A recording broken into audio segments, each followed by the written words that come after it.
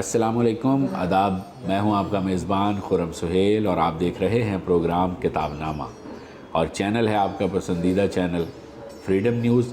دوستو، جیسا کہ آپ جانتے ہیں کہ ہر بار ہم کسی ایک کتاب کے ساتھ آپ کے پاس حاضر ہوتے ہیں۔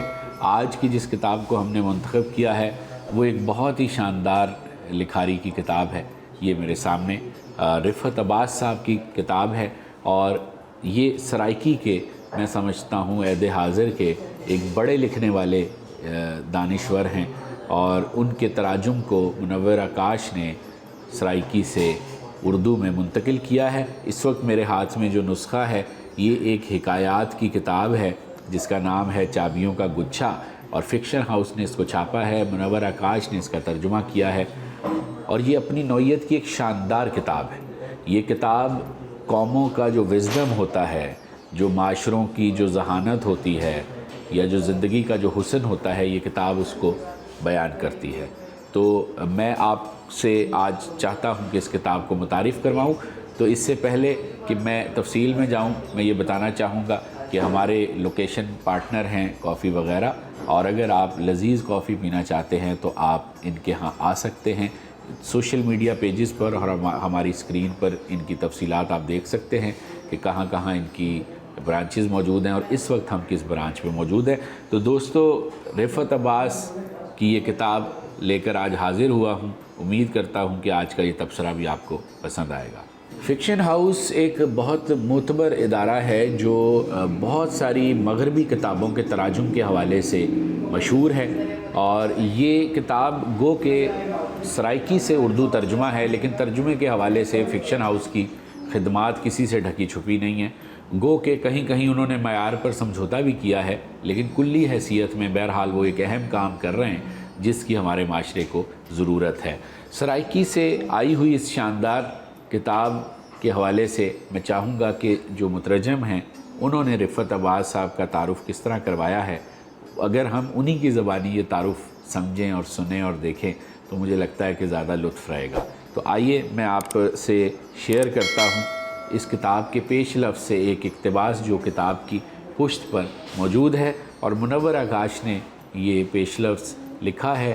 ملتان سے جڑے ہوئے، ملتان کی دھرتی سے جڑے ہوئے یہ مصنف اور یہ مترجم، ان کی یہ کتاب بہت کچھ کہہ رہی ہے تخلیق کے لحاظ سے، سماج کے لحاظ سے، اور زندگی کے حسن اور نشیب و فراز کے لحاظ سے۔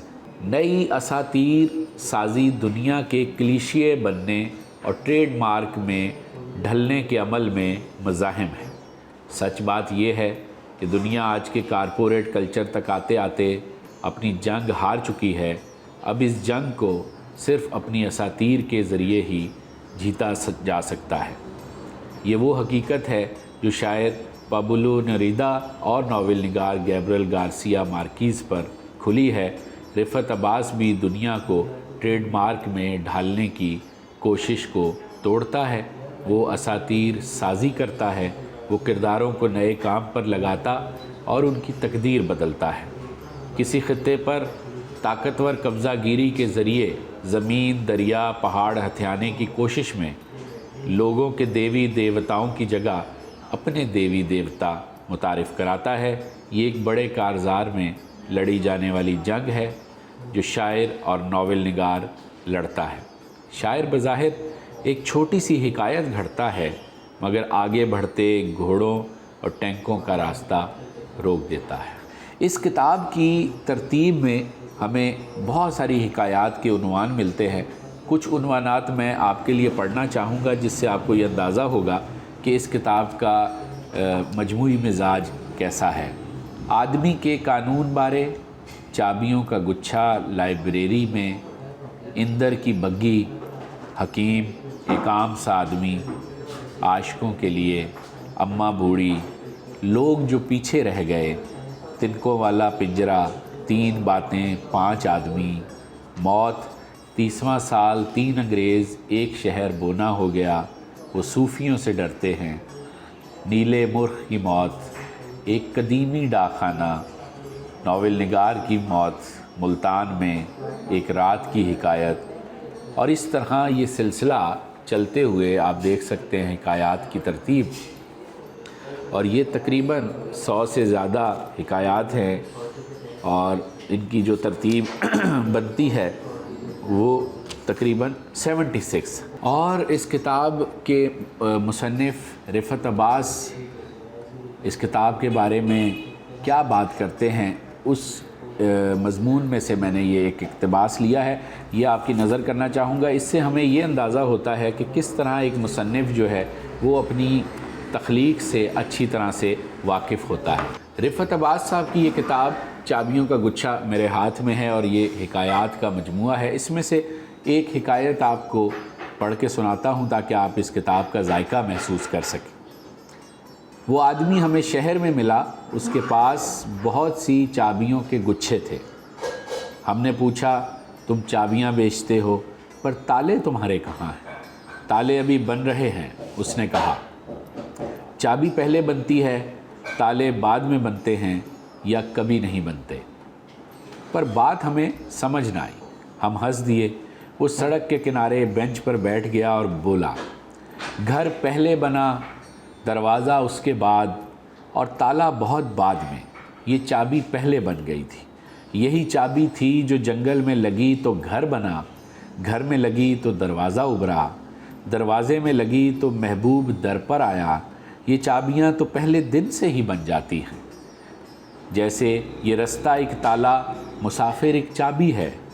آدمی جو چلا ہے تو راستے کے تالوں میں چابی ایک لگی ہے، جیسے یہ شہر ایک تالا اور آدمی ایک چابی۔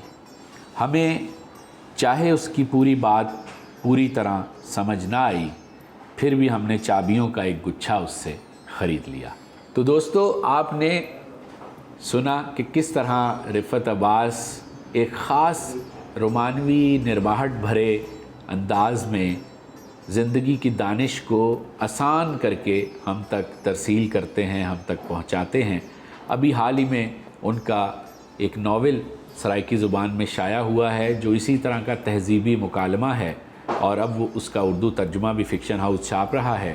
اور اس کے ساتھ ساتھ ان کی دیگر کتابیں اردو اور سرائیکی میں شائع ہو چکی ہیں۔ 3 کتابیں جو ہیں وہ اردو میں، اور بہت ساری کتابیں سرائیکی زبان میں موجود ہیں۔ رفعت عباس صاحب کا تعلق تدریس سے بھی ہے، لکھنے سے بھی ہے۔